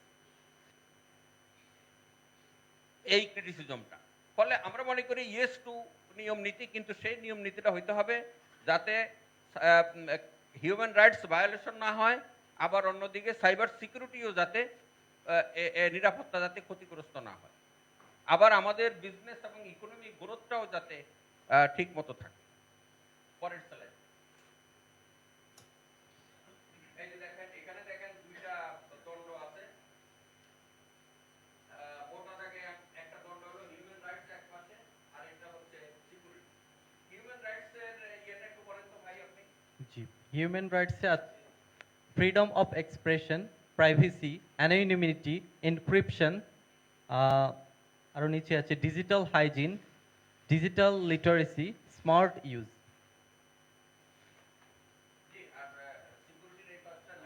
সিকিউরিটি, হ্যাঁ না সিকিউরিটি পড়িনি। সিকিউরিটিতে আছে surveillance, encryption control, protection of critical infrastructure, child protection, network security, cyber conflict, cyber crime. আর এগুলো থেকে যেভাবে যে ফলাফলগুলো আসতে পারে আর কি, digital hygiene, digital literacy, smart use. এখন এই যে দাঁড়িপাল্লা, এই দাঁড়িপাল্লাটা ঠিক রাখা হচ্ছে সরকারের দায়িত্ব। এমন কোনো আইন করবেন না, এমন কোনো করবেন না যাতে একদিকে ভারী হয়ে যায়। যেদিকে ভারী হবে অন্যগুলো ক্ষতিগ্রস্ত হবে। তো এই জন্যে এই ইন্টারনেট গভর্নেন্সের বিষয়টা খুব ক্রিটিক্যাল, আবার দরকারও করা। এটা এরকম যে এখানে সবাই একাল, এখানে এরকম যে এটাকে বলে একটা থিওরি আছে, ইচ অর ডেথ। সেই থিওরির ভিতরে কিন্তু সরকার এবং আমরা যারা এই মাঝে মধ্যে সরকারের সাথে আইন প্রণয়ন অথবা নীতি প্রণয়নের কাজে জড়িত থাকি, তারা কিন্তু এরকম একটা বিপদের মুখে পড়ি। এরকম ভাবে সোজা রাখা যাচ্ছে না, এরকম অনেক হয়। অথবা আমরা আইনটা ড্রাফট করে দিয়ে আসি এরকম সোজা, কিন্তু যখন আইনটা ডিক্লেয়ার হয় তখন থেকে আইনটা এরকম কোনো দিকে কাজ হয়ে হচ্ছে কি আমাদের যারা আইন প্রণয়নকারী বা আমাদের যারা গভর্নমেন্ট অফিসিয়াল, তারা কিন্তু এই যে ফ্রিডম অফ এক্সপ্রেশন এবং এর এই যে সিকিউরিটির যে মধ্যে যে একটা সূক্ষ্ম রেখা, এই রেখাটাকে ব্যালেন্স করতে পারে না। যার জন্য দেখেন অফিসিয়াল সিক্রেসি অ্যাক্ট সেই ব্রিটিশ রাজ্যেও নাই, ইউকেতে, কিন্তু আমরা ডিজিটাল সিকিউরিটি অ্যাক্টের মধ্যে কিন্তু সেটা চলে আসছে। এটা আমরা জানি না, এটা ড্রাফটে ছিল না। এটা যখন মূল বেরোয় তখন দেখি যে এটা অফিসিয়াল সিক্রেসি অ্যাক্ট। এখানে আরে ভাই, অফিসিয়াল সিক্রেসি অ্যাক্ট যে সময় চালু হয়েছিল সেই সময় কি ইন্টারনেট ছিল নাকি? সেই সময় কি ওয়েবসাইট ছিল নাকি? সেই সময় কি সাইবার সোর্স ছিল নাকি? সাইবার সিকিউরিটি ছিল নাকি? অথবা সেই সময় কি ডিজিটাল হাইজিন এই কথা ছিল নাকি? সেটা তারা না এখন এটার ভিতরে বলে ব্যালেন্সটা করা যাচ্ছে না। এটা আমরা না, শুধু এটা বাংলাদেশের ক্রিটিসাইজ করছি না, সারা বিশ্বের বিভিন্ন দেশগুলোর মধ্যেই এই ব্যালেন্সটা রাখতে পারছে এই আইনগুলো প্রণয়ন করতে গেলে। এটা খুব জটিল জিনিস। পরেরটায় যাই। ওই যে জাতিসংঘে প্রথম যে সংজ্ঞাটা দেয় সেই সংজ্ঞাটা এখানে আপনারা একটু পাবেন, যারা মাস্টার লার্ন তাদের জন্য। আপনি একটু পড়েন। Internet governance is the development and application by governments, the private sector, and civil society in their respective roles of shared principles, norms, rules, decision-making procedures, and programs that shape the evolution and the use of Internet. UN World Summit on the Information Society, WSIS, 2003 and 2005.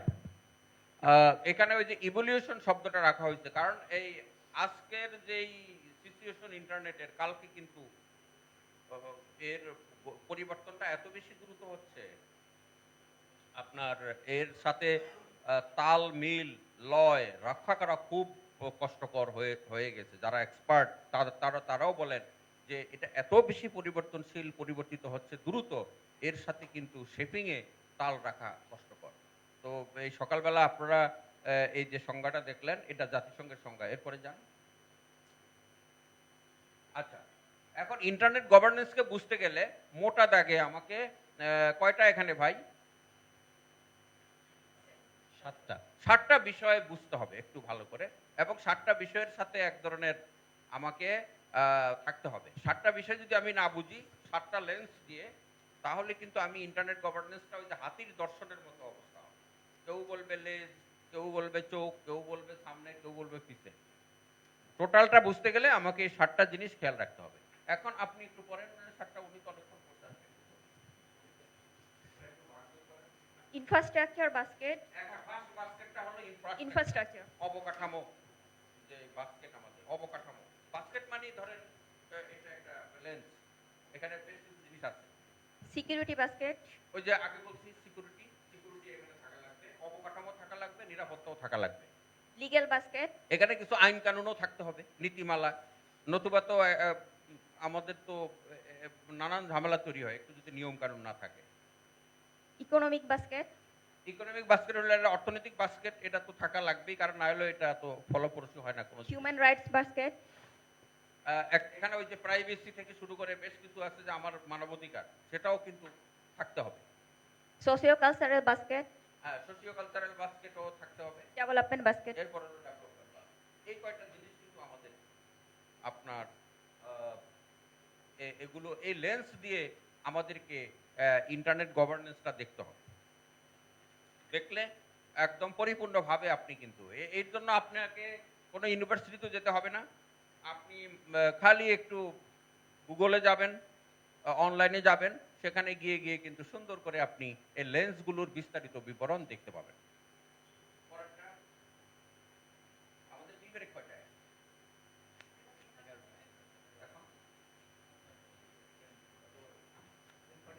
45 ও টাইমের মধ্যে আছে, শেষ করতে হয়। এই দেখেন একটু complex শব্দটা বলছিলাম সকালবেলা, এটা আগে দেখাই নাই আপনাদেরকে, একটু খালি ওয়ার্ডটা উচ্চারণ করছে যে ইন্টারনেট গভর্নেন্সটা একটু কমপ্লেক্স। এখন দেখেন যে ঝামেলাটা কি, দেখেন এখানে ক্লাউড কম্পিউটিং রয়েছে, ডিজিটাল ইন্টারনেট গভর্নেন্স, আপনি নিচ থেকে যান, বেসমেন্ট থেকে যান, এইটা থেকে যান। Legal, cyber security, development, economic, socio cultural, human rights, then internet governance, digital internet governance.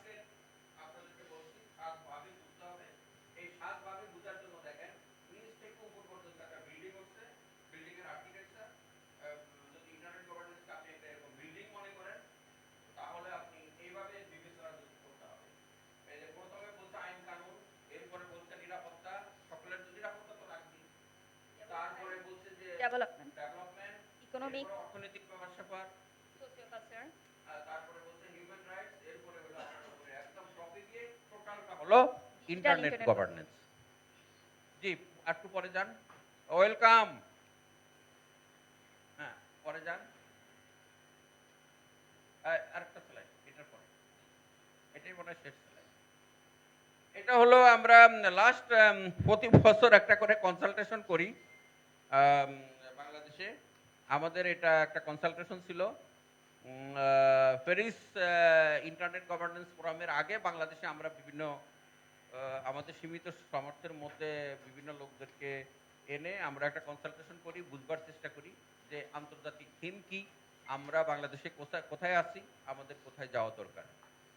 এই প্রক্রিয়া এই পর্যন্ত এসে এই হচ্ছে মোটামুটি আপনাদের উদ্দেশ্যে ইন্টারনেট গভর্নেন্সের একটা মানে সারমর্ম। কিন্তু মালিকানা কোথায় এটা আপনারা নির্ধারণ করবেন, ইন্টারনেটের মালিককে। এখন একটু প্রশ্ন উত্তরের রাখতে বলছেন আমাদের আয়োজকরা, তো আপনাদের কাছে একটু খোলা প্রশ্ন। আমি যে অ্যান্সার দেবো তা না, বোদ্ধারা আছেন এখানে, জাদিদ, কাউসার ভাই আছেন, আপনারা দাঁড়ান। আচ্ছা, আমি এখান থেকে আপনি প্রশ্ন করবেন, হ্যাঁ, একটা আপনি তো এখন আমার অংশ। তারপরে আমার জানার ইচ্ছা আছে। আচ্ছা, সেটা হলো এই যে কম্পোনেন্টগুলো, হ্যাঁ, তো এই কম্পোনেন্টগুলো একটা দেশের জন্য যেভাবে প্রযোজ্য হবে, যেমন সোশিও কালচারাল কম্পোনেন্টটা আছে, তো একটা এই সবগুলো কম্পোনেন্টকে একত্র করে একটা ইউনিফর্ম একটা টেন্ডেন্সি কি করা যাবে, ইউনিফর্ম কোনো মেথড কি করা যাবে যেটার মধ্যে গভর্নেন্স করা পসিবল? উনি প্রশ্ন করেছেন যে এই যে 7টা বাস্কেট দেশভিত্তিক তো তফাতও হতে পারে। যেমন একটা বাস্কেট হলো সোশিও ইকোনমিক বাস্কেট, এক এক দেশে এক এক ধরনের কালচার আছে। সে বাংলাদেশেও এক জায়গার গালি আরেক জায়গার বুলি, জানেন নাকি এটা? এখানে কোনো সিলুটি ভাই আছেন নাকি? হ্যাঁ জি, সিলুটি ভাই আছেন?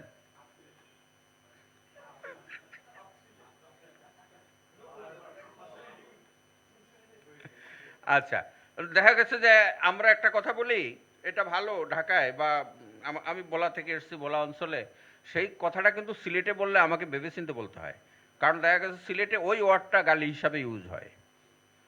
তো এটা কালচারাল কনটেক্সট থেকে আমাকে খেয়াল রাখতে হচ্ছে। তো না, মোটামুটি এই 7টাকে একটা কমন বলা হয়, কিন্তু কান্ট্রি কনটেক্সটে এটা তফাৎ হতে পারে, এক এক দেশের কনটেক্সট অনুযায়ী তফাৎ হতে পারে। থ্যাংক ইউ আপনাকে। জি, এই দিক থেকে কোনো প্রশ্ন? ইন্টারনেটের মালিক কে বলেন?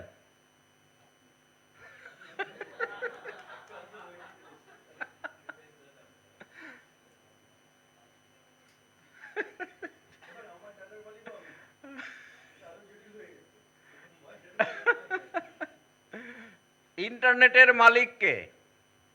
এটা কিন্তু আপনি সম্মুখীন হবেন আপনি যদি আইসিটি নিয়ে কাজ করেন।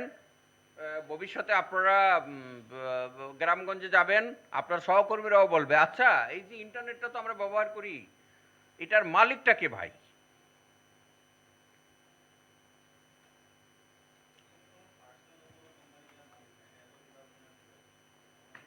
কমন্স।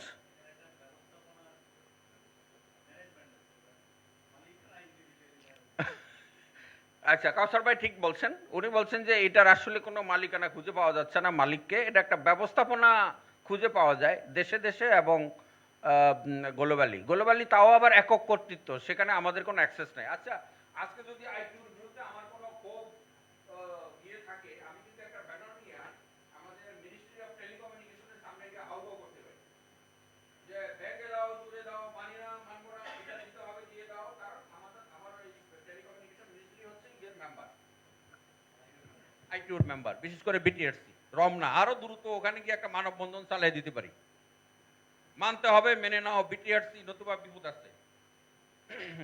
এখন ইন্টারনেট নিয়ে যে ঝামেলা, এগুলির বিরুদ্ধে আমরা কার কাছে যাব? যাইতে হবে মার্কিন যুক্তরাষ্ট্রের আমেরিকান এমবেসির দিকে। আমেরিকান এমবেসির দিকে তো আপনি রওনা দিলে পুলিশ এসব মায়, বেশি দূর যাইতে পারবেন না, তাও সেটা বাড়ি দ্বারা। এই জন্য বলা হয়েছিল যে আইটিওকে দিয়ে দাও, যারা গ্লোবাল টেলিকমিউনিকেশন হ্যান্ডেল করে, কিন্তু তারা আইটিওকেও দেয় না। যাক, তারপরেও এখন আয়ানা প্রসেস শুরু হয়েছে, কিছু গণতন্ত্রায়ন শুরু হয়েছে, আশার বাণী দেখা যায়।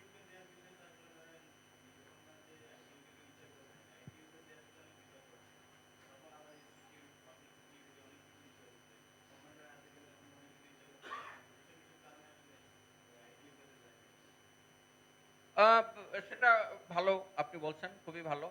তারপরেও ধরেন দেশে দেশে ইন্টারনেটকে কিন্তু ইয়ে করা হয়। যেমন আমাদের দেশে একটা প্রবণতা আগে ছিল, এখন মনে একটু চেঞ্জ হয়েছে, কথায় কথায় ফেসবুক বন্ধ করে দাও। হ্যাঁ, তোমার মাথা ব্যথা হয়েছে, মাথাটা ওষুধ না খেয়ে প্যারাসিটামল, ফেসবুকটাই বন্ধ করে দাও।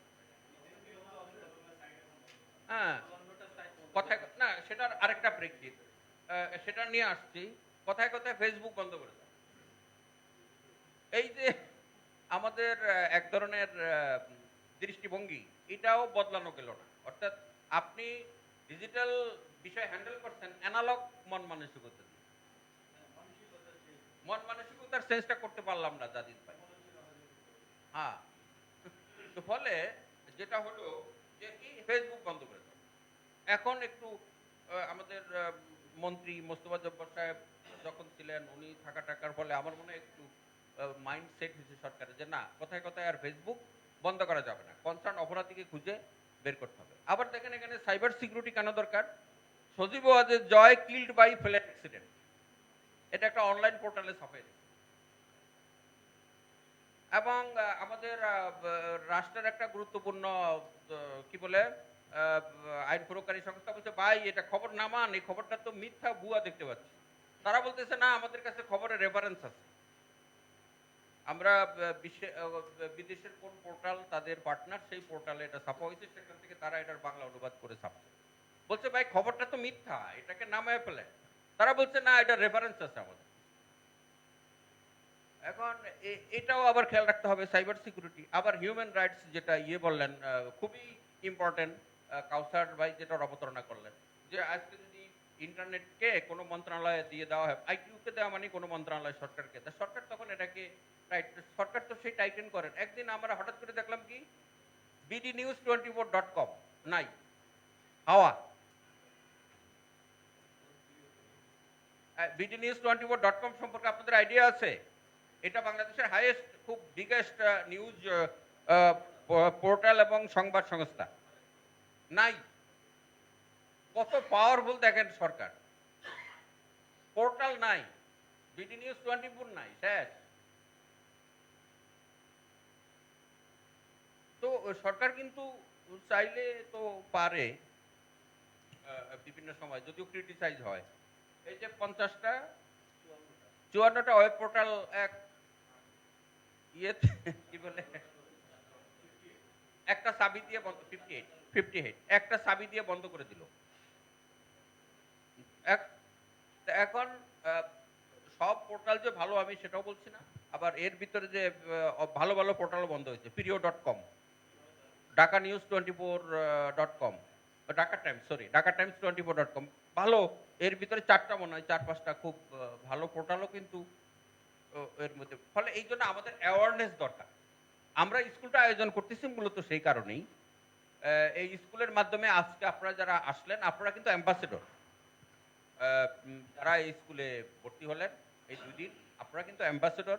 আপনারা এই যে ইন্টারনেট গভর্নেন্সের এই বিষয় আশাগুলো জানলেন, আপনাদের প্রতিষ্ঠানে গিয়ে বলবেন, সহকর্মীদেরকে বলবেন, আপনাদের বন্ধু বান্ধবদেরকে বলবেন। এইভাবেই কিন্তু ইন্টারনেট সম্পর্কে একটা গভর্নেন্স সম্পর্কে একটা অ্যাওয়ারনেস।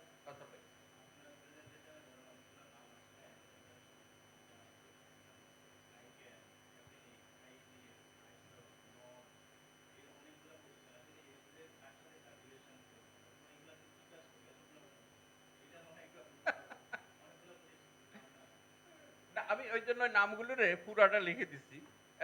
এখানে একটা ফর্মুলা আছে, সেটা হলো দেখেন এই সংক্ষিপ্ত ক্লাসে ওই বিবরণ যদি পুরো দেই তাহলে ক্লাসটাকে শেষ করা যায় না।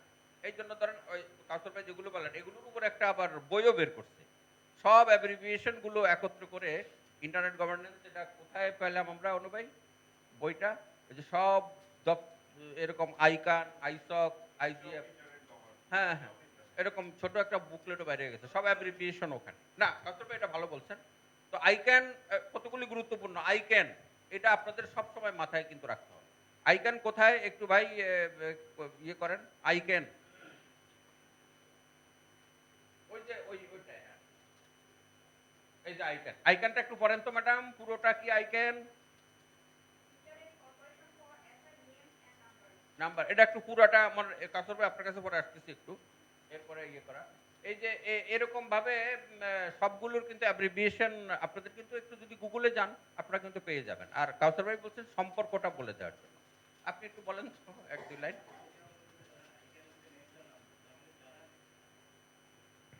নেমস অ্যান্ড নাম্বারস হয়তো অনেকে বুঝেন, নেমস অ্যান্ড নাম্বারসটা আসলে কি? এখানে যারা আইএসপির আছে ওনারা বললে ভালো হতো, আমি আইএসপির লোক না। So names and numbers assign করার এই জন্য ভালো হবে। নেমস অ্যান্ড নাম্বারস অ্যাসাইন করা হচ্ছে আইকানের কাজ। তার মানে হচ্ছে সারা পৃথিবীতে যখন নেমস অ্যান্ড নাম্বারস হয় তাহলে আইকানের এখানে একটা রোল আছে। যখন এশিয়া প্যাসিফিকে হয় তখন অ্যাফিনিকের একটা রোল আছে। আমি বলতেছি এই মানে একটার সাথে একটা হাইরার্কিটা কি, এটা যদি একটু মানে বলা যায় কেউ তাহলে ভালো হয়। আমি আইএসপির লোক না, তো আমি খুব ভালো বুঝি না, যেমন আইসকেটটা হয়তো আমি কিছু বলতে পারবো। আমার মনে হয় পিছন থেকে শাইলা শারবিন একটু সংক্ষেপে বলেন। পার্টিসিপেট করলে ভালো হয়, সংক্ষেপ বা একটু সামনে এসে মাইকে যদি আপনি এখানে আসেন, চলে আসেন প্লিজ। আমরা সবাই রিসোর্স পারসন, সুতরাং কোনো অসুবিধা নেই। আপনি আপনি আপনি এখান থেকে সবারই ইন্টারেক্টিভ পার্টিসিপেশনে আমাদের প্রোগ্রামটা আরো প্রাণবন্ত হবে। গুড মর্নিং, আমি শাইলা শারমিন। আমি 8 বছর যাবত আইএসপি লাইনে কাজ করে এসেছি এবং অ্যাট দ্য সেম টাইম আমি রিসেন্টলি বার্সেলোনাতে হওয়া স্পেনের আইক্যান 63 ফেলো ছিলাম। তো কোশ্চেনটা ছিল হচ্ছে নেমস অ্যান্ড নাম্বারস, ইন্টাররিলেশন।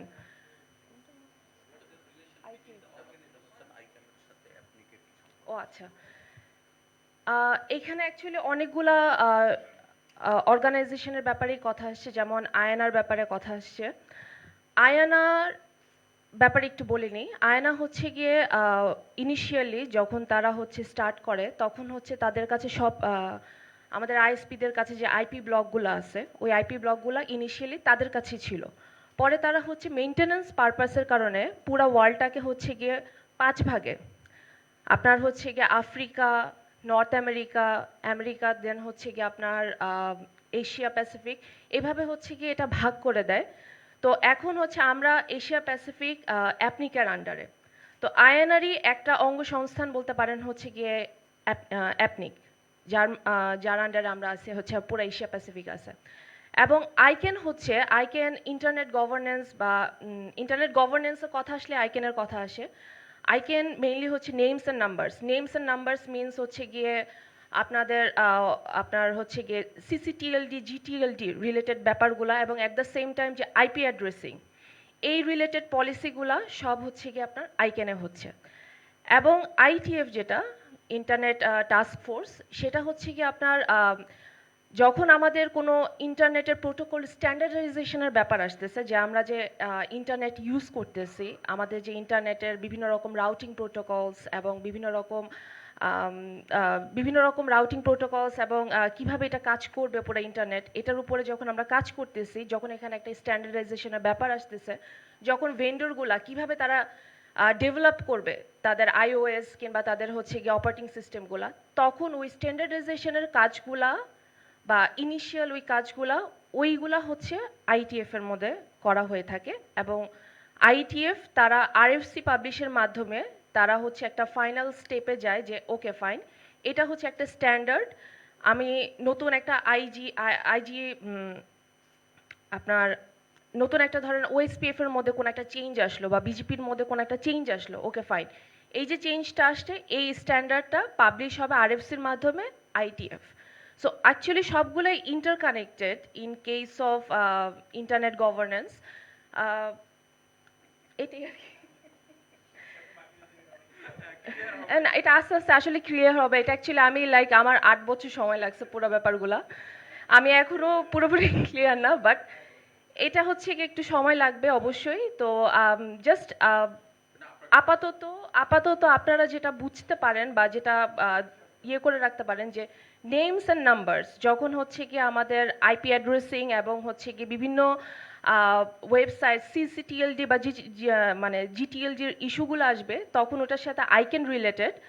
আর যখন ইন্টারনেটে বিভিন্ন প্রোটোকলের স্ট্যান্ডার্ডাইজেশনের ব্যাপারগুলো আসবে, সেটার সাথে হচ্ছে আইটিএফ রিলেটেড।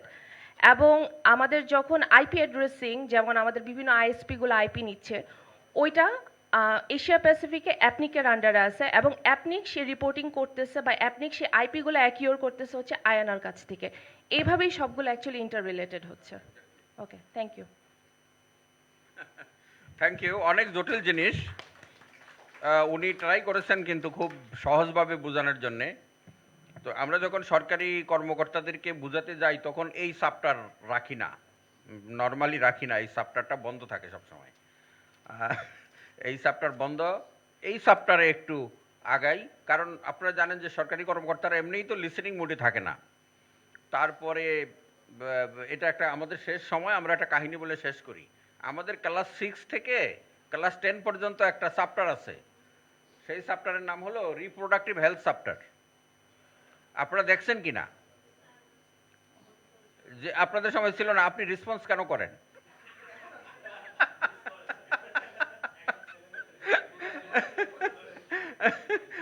এই সাবটার কারা দেখেছেন? 6 থেকে 10 আপনারা দেখেছেন। 6 থেকে 10 রিপ্রোডাক্টিভ হেলথ, এসআর বলা হয়। তো সেই সাবটারের উপর আমরা একটা গবেষণা করেছিলাম, এবং আমরা করি নাই, করানো হয়েছে এসি ন্যানসেল নামে, আপনারা জানেন তাদেরকে দিয়ে। সেই সাবটারের ফলাফল কি এসছে আপনারা যদি শোনেন, মোস্ট অফ দ্য স্কুলের বই স্টাপলার মারা, মোস্ট অফ দ্য স্কুলের কিছু কিছু স্কুলে দেখেছে ওই সাবটার ছিঁড়ে ফেলা হয়েছে। আর পড়ানোর টেন্ডেন্সি থেকে টিচাররা বলছে ওই সাবটারটা যখন আসে বলে এটা বাড়িতে গিয়ে পড়ে নিও। তো আপনাদেরও ম্যাডাম, আমাদের আপনার নামটা ম্যাডাম? ও শায়লা জি, থ্যাংক ইউ। উনি ট্রাই করেছেন কিন্তু অত্যন্ত কঠিন জিনিসকে সহজভাবে বলার। আমরাও যখন এই সাবটার আসে তখন আমরা বলি এটা ভাই আপনারা নিজেরা পড়ে নিন, কারণ যখন বলা শুরু করব তখন দেখা যাবে যে আমার সামনে আর কেউ নাই, আস্তে আস্তে সব ভাগ যায়, অনুবাইর স্কুল ফেল না। তারপরেও কিন্তু এগুলি পার্ট অফ লাইফ, আমাদের কিন্তু শিখে নিতে হবে। গুগলে যাবেন, গুগলে গেলেই দেখবেন যে সুন্দর করে আপনাকে সুন্দর বর্ণনা করে দিয়েছে যে এগুলো কিভাবে কাজ করে, কি ওয়ার্ক ইত্যাদি। আর এটা গ্রেট অপরচুনিটি আপনাদের জন্য। আমাদের হিংসা হয়, আমরা যদি এই স্কুল 2005-06 পেতাম তাহলে কিন্তু আমরা আরেকটু বেশি দক্ষ হতে পারতাম। আমরা কিন্তু এই স্কুল পাই নাই আপনাদের মতো। আপনারা এখন যে স্কুলে ভর্তি হয়েছেন, এই স্কুল তখন ছিল না। আমাদের আমরা কিছু বুঝতাম না, তারপরও অনেক কষ্ট করে প্রসেসের সাথে ঝুলেছিলাম, ঝুলে কিছু শেখার চেষ্টা করছি। তখন ইন্টারনেটেও এত কিছু এইভাবে সিস্টেমেটিকভাবে দেওয়া হয় নাই, আসে নাই, কারণ শুরু হয়েছে তো তখনও আসে নাই। এখন আপনারা কিন্তু একটা পরিপূর্ণ ম্যাটেরিয়াল কিন্তু ইন্টারনেট জগতে গিয়ে পাবেন। ওরে ভাই, আমরা প্রথমে আপনাদেরকে ধন্যবাদ জানাই, কো ফ্যাসিলিটেটর সাহস করে আপনারা এসেছেন, অনেক ধন্যবাদ। শায়লা, আপনাকেও অনেক ধন্যবাদ। আপনি আমাদের স্কুলে রিসোর্স পার্সন হিসাবে জয়েন করেন, ভবিষ্যতে আরও কাজে লাগবে। আর এখানে যারা আছেন স্কুলে ভর্তি হয়েছেন এইবার, এখান থেকেও আপনারা চেষ্টা করেন আমাদের স্কুলে জয়েন করার জন্য, ইনস্ট্রাক্টর হিসাবে, রিসোর্স পার্সন হিসাবে, যাতে করে আপনারা কিছু দায়িত্ব ক্লাস পরিচালনা করতে পারেন। সব কিছু মিলে এই জটিল জিনিস, নটখট জিনিস আমি একটু ক্লিয়ার করার চেষ্টা করলাম। কাসর ভাই আবার প্রশ্ন করে এমন করছে, আবার একটু মাথায় জ্যাম লাগিয়ে দিছে। এই জ্যামটা একটু চা খান, চা খাওয়ার পরে কিছুটা জ্যাম ক্লিয়ার হবে। আপনাদের সবাইকে ধন্যবাদ। সবাইকে ধন্যবাদ। নিচে আমাদের এখানে একটা ক্যান্টিন আছে, ক্যান্টিনে চা এবং কফির ব্যবস্থা রাখা আছে। তো আমরা 15 মিনিট টাইম আছে আমাদের হাতে, 15 মিনিট পর আমরা দ্বিতীয় ক্লাসে আবার। ধন্যবাদ সবাই।